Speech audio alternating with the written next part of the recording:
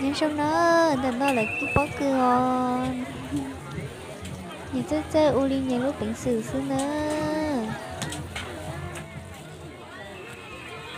là nó mới sự còn nó đó hãy ngay kia rồi lò cũng mua bệnh sử cơ hình thế nữa để cô ta tốt sữa dành gì ta đang được cái nền nó kia nhờ tiền nó lên tư chỉ tao tôi bỏ chị cả chiếc tua tôi sai rồi là nó rồi nó sẽ không nữa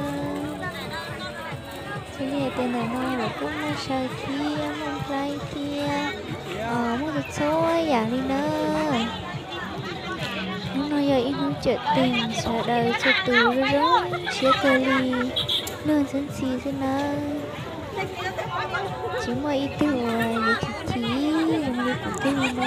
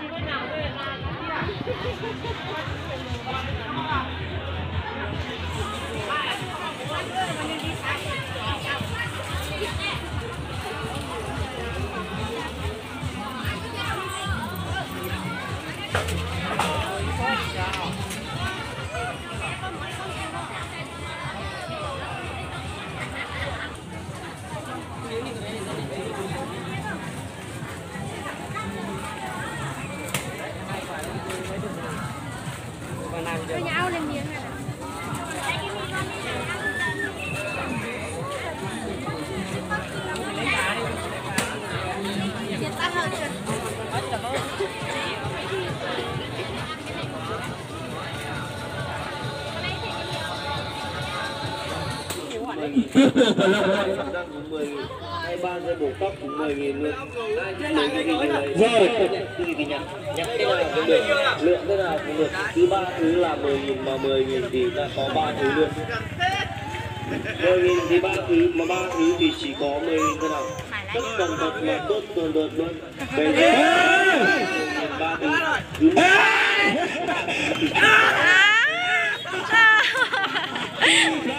này cho rất nhiều này nha, đẹp trai nha mà vẫn không được nha, cố tình cái đẹp trai lấy nha. Cái tội này là chưa có người yêu đúng không? Có ba thứ luôn. 10.000 thì ba thứ mà ba thứ thì chỉ có 10.000 thôi nào. Tất tần tật mà tốt tần tật luôn. Cái gì cũng 10.000. Cứ 10.000 là ba thứ mà ba thứ thì chỉ có 10.000 thôi. Ba khẩu trang cũng 10.000, ba chiếc lược cũng 10.000, ba là chảy được răng cũng 10.000. Rồi, ok.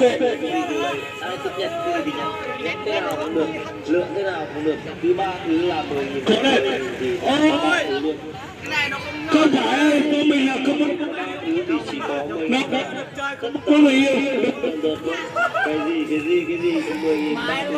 Cứ 10.000 là ba thứ mà ba thứ thì chỉ có 10.000 thôi. Ba khẩu trang cũng 10.000, ba chiếc lược cũng 10.000, ba là chảy răng cũng 10.000, hai ba giây bổ tóc cũng 10.000 luôn.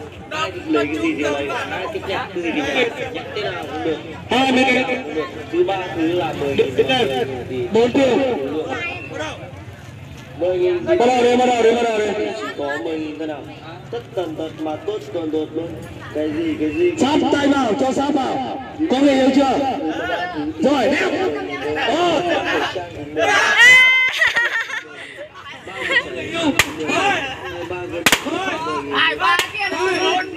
Chúc mừng bạn đã trúng một đấy chưa?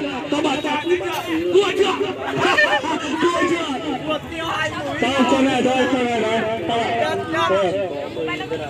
Tất tần tật mà tốt tần tật luôn. Thấy chưa? Mấy đẹp trai cô bạn gái chưa? đẹp tươi thì nhặt thế bà nào tao cũng tôi được, thì tôi lượng thế là nào nó cũng được, cứ ba thứ là 10.000 mà 10.000 thì ta có ba thứ luôn. cao chỉ trao là từ xưa ta chỉ nói đến chỉ tao năm lên đó chỉ được ăn thôi đưa xe biệt trao đi từng chạy nữa đó